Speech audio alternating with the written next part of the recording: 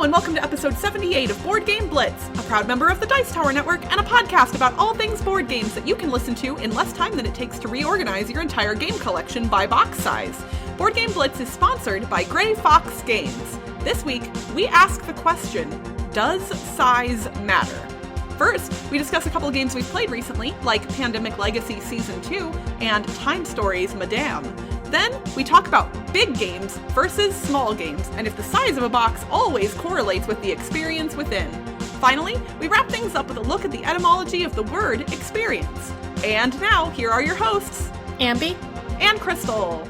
One quick announcement before we hop into the main episode, and that is that our next episode, episode number 79, is our 3-year anniversary, everyone. Woohoo! 3 years. 3 years. And so we've done something special on all of our past anniversaries. If you haven't been listening to the podcast for a long time, you might want to go do some digging. In fact, maybe we'll share our past anniversary projects as part of our lead up to our anniversary. But for our 1-year anniversary, we released a music video, a parody of the sweet song Ballroom Blitz, obviously Board Game Blitz. For our 2-year anniversary, we released our top 100 games of all time for the first time ever. And this year, Ambie has cooked up something really special. We can't tell you what it is yet, but I will say you definitely do not want to miss our next episode. So when episode 79 drops, know that it is going to be longer than usual, and it is not going to be our usual format, but it is going to be something you do not want to miss.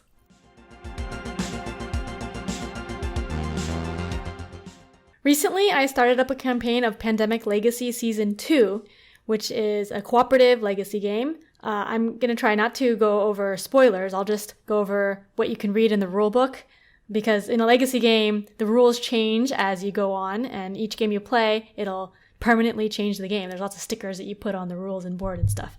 And I'm excited that you're finally playing this one, because you really liked Season 1. Mm-hmm. And so I'd been anticipating you getting to Season 2. Yeah, and we're actually playing with the same group we played with for Season 1. So the reason it took us a while is because we couldn't schedule it with the same people because people were busy, but now we're all able to schedule it again. So that's exciting. So we played the prologue and the first month. So there's 12 months. It goes through a calendar year. And the prologue is like a intro game to teach you the mechanics of the game, because it's very different from Pandemic. Well, not like super very different. But so the main thing I think that's different is in Pandemic, you're eradicating disease from the world. There's disease cubes that get put onto the areas, the cities of the world, and then you want to like heal them. But in this one, you start out with supply cubes, and the world is much smaller. You're actually starting out like in the ocean. And as the city cards get drawn, instead of adding cubes, you take off supply cubes. So it's like removing supplies. And then if there's no supplies, then you get a disease cube. So it's different, but similar. Yeah, it's like reversed. Yeah, reverse Pandemic. Yeah. When I was reading the rules, I was like, oh, this is like backward, like reverse Pandemic. But yeah, I think it's really fun because you can move the supplies around. So there's the cubes there, and you can like, as your action, you can pick up supplies on one city, and then you can move to a different city and drop them off. So if certain cities are getting more action, then you'll want to like bring the supplies all over to that city. And so there's like a big management of trying to manage the supplies. And in the prologue, we did pretty badly, but we were like, oh, this doesn't matter because this isn't going to be part of the legacy game. So we lost, but then the first month we won. So that was cool. And similarly to Pandemic Legacy Season 1, this is played out over 12 months. Yeah. And you have 2 chances to win each month. So technically, you could play anywhere between 12 and 24 games total to complete the campaign. Yeah.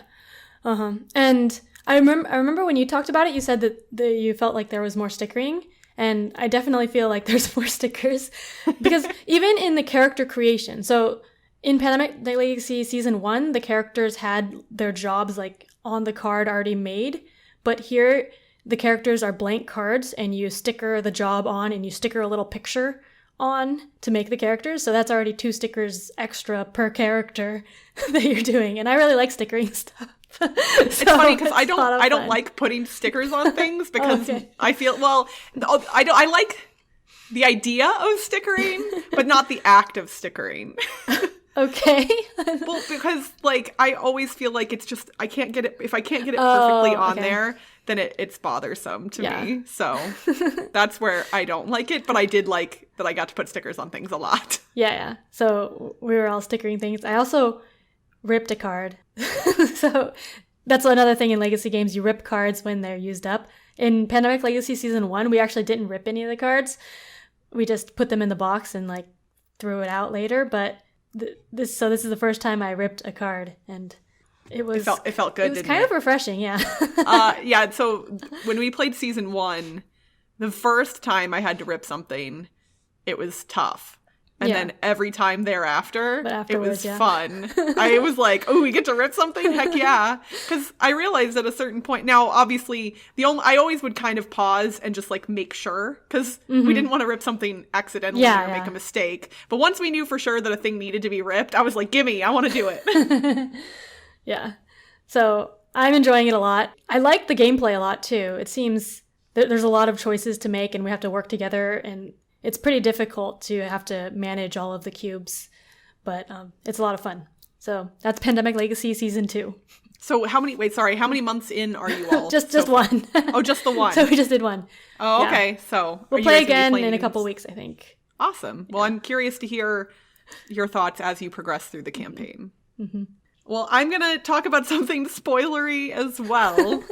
I had been talking in our recent episodes about getting to play the new final expansion for Time Stories Madame, and that came out, and I got to play it, and I will preface what I'm about to say with the fact that I am also going to be avoiding spoilers. So I'm going to give some very general statements about my thoughts, both to this scenario and how it acts as a conclusion for the whole Time Stories series. So for those of you who aren't familiar, Time Stories is a series of games that started in 2015.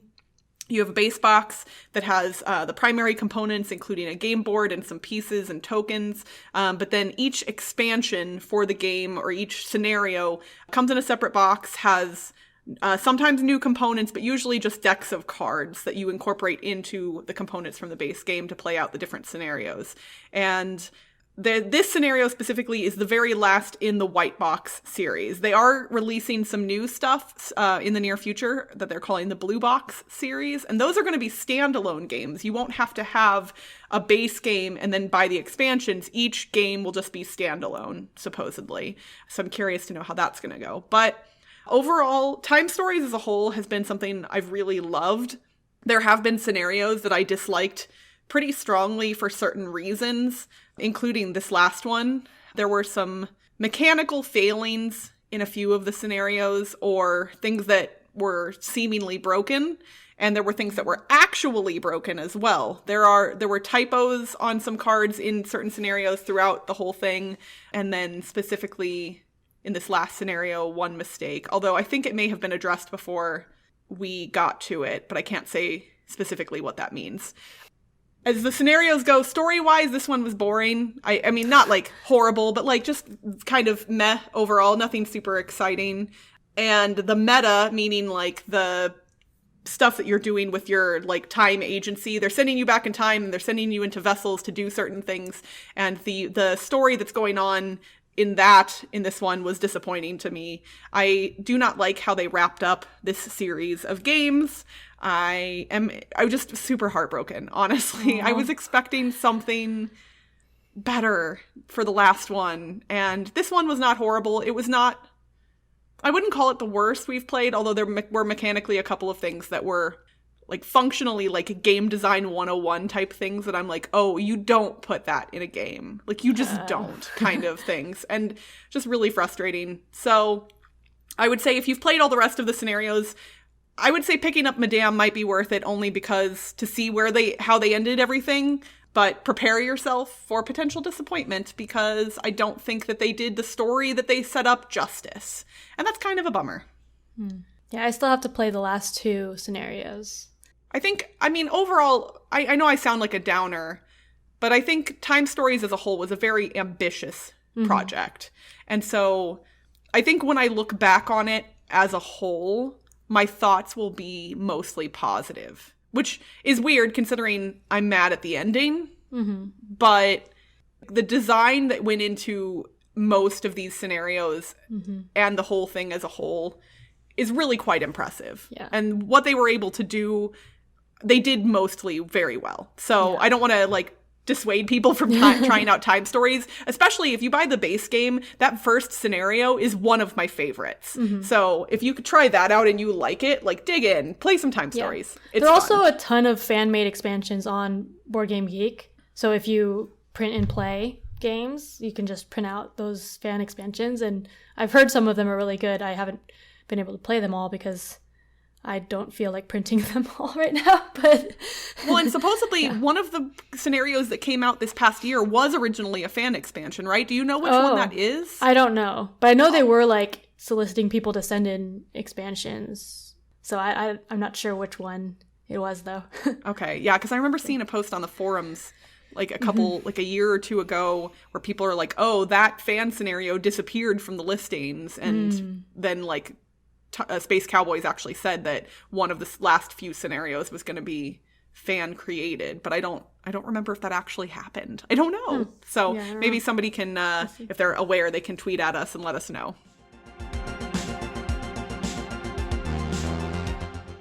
In our last episode, as part of our discussion, I made a comment that I wanted to rant about big box editions of games.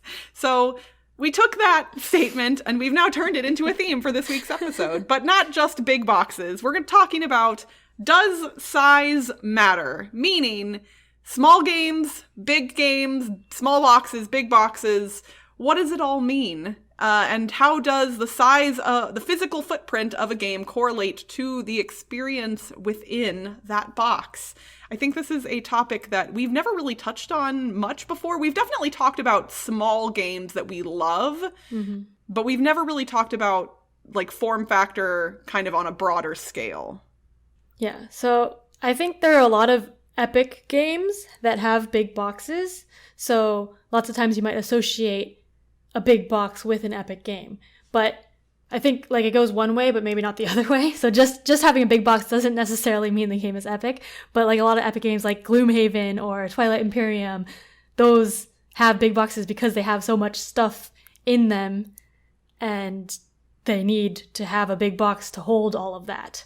But like there are some big boxes that just have a lot of air, so those aren't the same, I think. I feel like we have to give a shout out to Mason Weaver, who tweets about slack fill in boxes sometimes. Like he'll take out all of the inserts and like plastic baggies and just put the components back in and show how much air is actually in the box for certain games. And it is surprising to see sometimes how unnecessarily large game boxes are.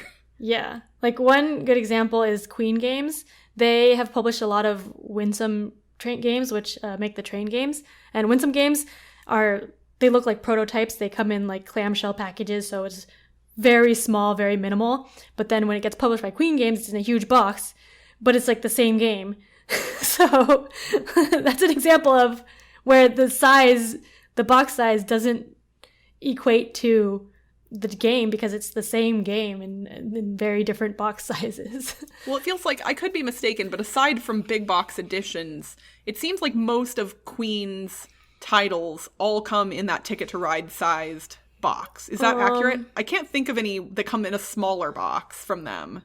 Well, I think like the Chicago Express is bigger. It's wider, I think, or like if you're putting it vertically on a shelf, it's wider than Ticket to Ride. But do they have any smaller? I don't know about smaller. I don't think they do. So it kind of feels like, like if it's a Queen game, if you see a game that size, then it's kind of to be expected. And I do know that publishers often take the footprint of a game when it's sitting on a store shelf into consideration, because if your game can't be seen by the people perusing the shelves, then obviously they're less likely to buy it. So it is frustrating, I think, to get games that come in a gigantic box and only have a few components. Yeah. And I think part of it is also a culture thing. I was watching a video on Japanese games. There's a YouTube video that was talking about, or like interviewing different Japanese designers and publishers. And when I went to Japan, I saw boxes of games that, like, I know, like The Resistance and Tragedy Looper, and the Japanese version is the same game, but it's just in a smaller box. So it's like the box size that is needed for the game. And even like The Resistance isn't that big of a box here, but it was smaller there. And so everything's smaller there. And like I think they were talking to Oink Games, and he was saying that when he was talking to people to bring it over to America, they wanted to make the box bigger. So he didn't like that. Like, they wanted to change the box size because he was very particular with his box size because he like made it specifically for his game. So I guess that's like part of a cultural thing. Like, we want big boxes because all the boxes are bigger. So in order to be seen, it's bigger. But in Japan, all the boxes are smaller, so they don't need to be big. So it's interesting, I thought.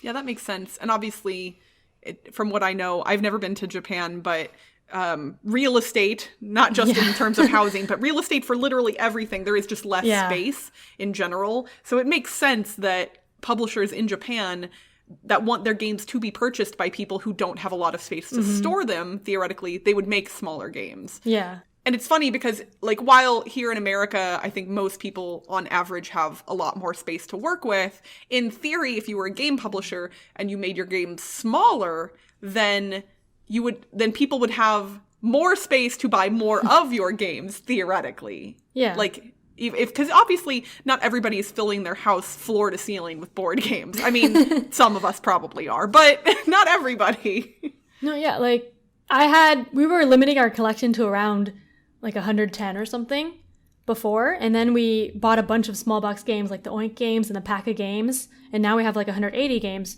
But it takes up about the same space, even because we have a bunch of the small games. I'm really excited to get my new Paco games in the mail, which I kind of added on to my Kickstarter pledge for Roll and Write, the Roll and Write game. It's still funny to say that every time. I'm sure people that are listening are confused because Roll and Write is a name, not...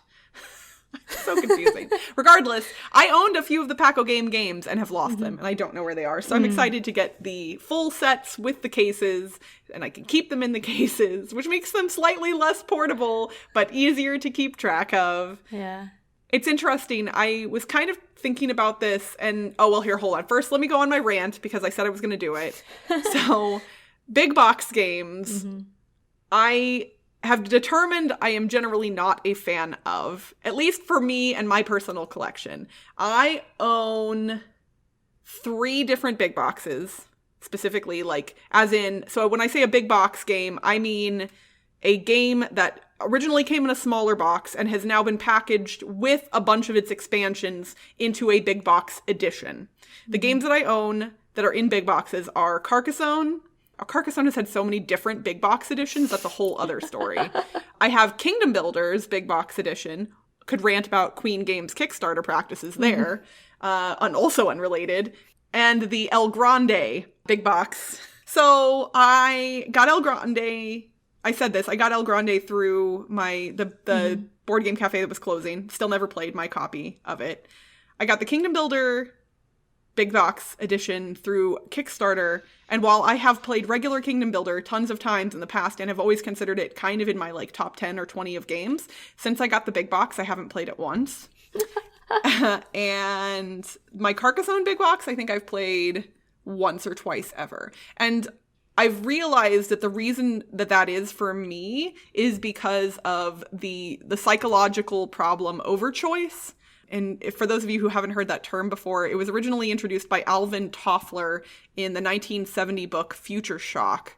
But it's basically about the phenomenon that people, when given too many equally good options, tend to kind of freeze up and not be able to choose anything, or there's stress and anxiety associated with it. And I think that for me specifically, when I'm looking at a game like Carcassonne, theoretically, it would not be that difficult for me to introduce any of the expansions into it, but having to choose which ones to do and which ones not to do, get those components out, sort them out, figure everything out, and then unsort them all at the end again, all of that just stresses me out. And so as a result, I just don't play Carcassonne anymore.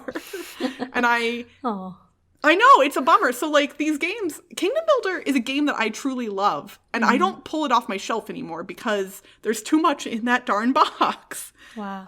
Yeah, it's weird. I don't know, maybe I'm the only person that deals with this, but it feels like big boxes to me, like, I love a game and I want all the things for it, but when it's all packaged together, somehow it becomes daunting in a way that I didn't expect. Maybe I am the only one, I don't know. I don't know. I don't think I've ever played any big box versions because I generally don't get expansions for games.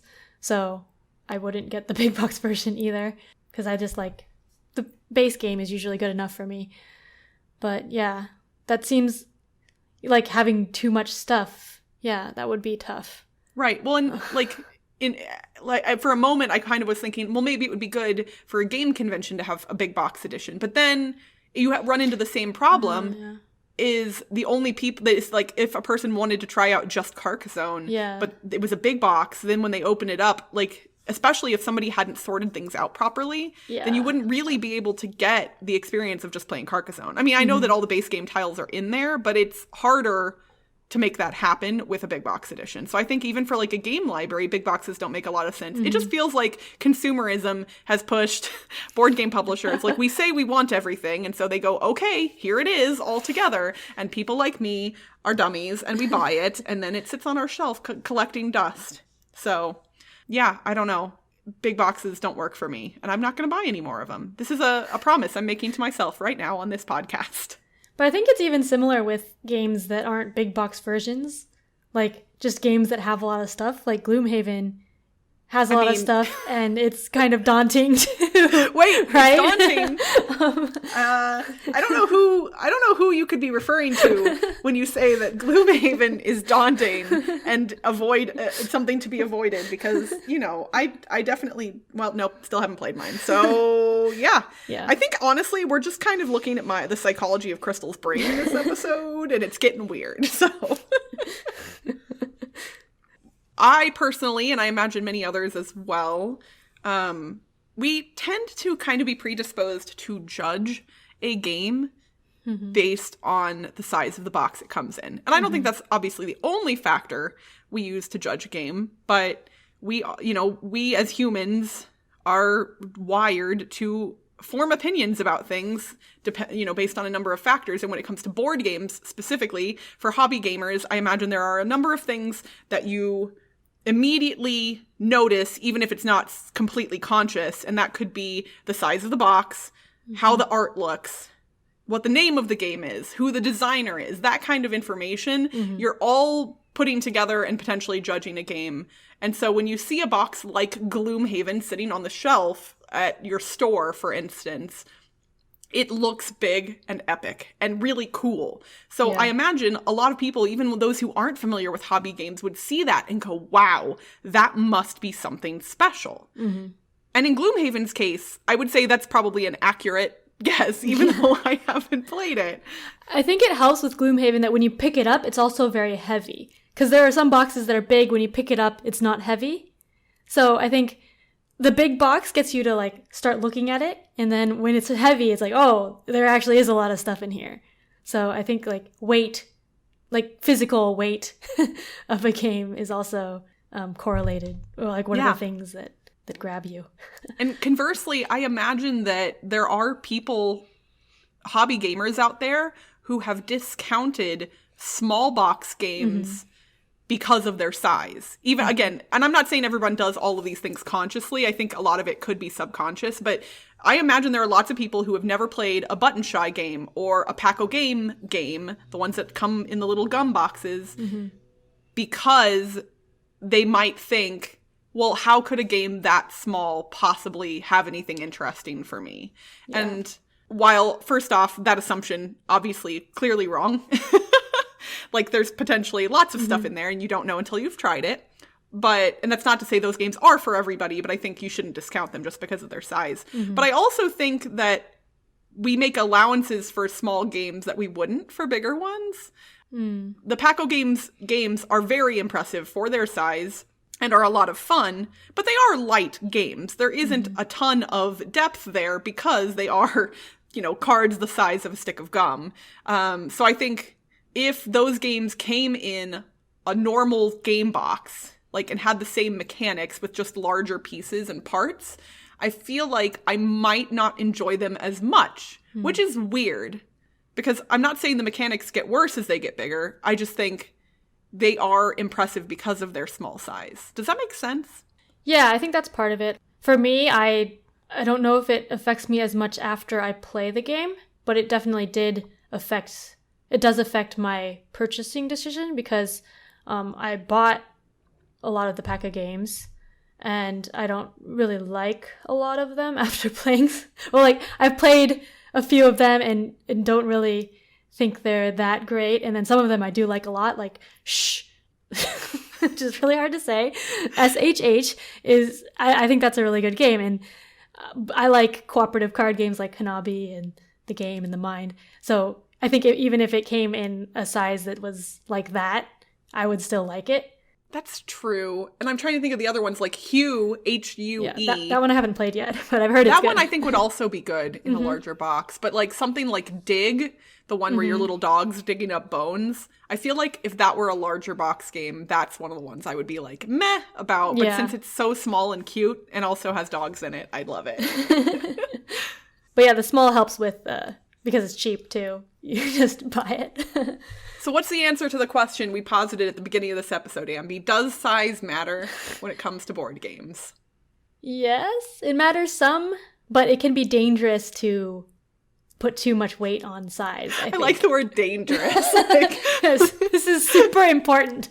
Life-threatening. I mean, we have a board game podcast, so yeah, we obviously think this is important. I think you should not necessarily judge a game based on the size of its box, but publishers should take their box sizes into consideration. And I know that they put a lot of thought into that stuff, but occasionally you see one that just doesn't make sense. And those are the ones that I want those publishers to be like, wait, why did we do this? Let's do something different.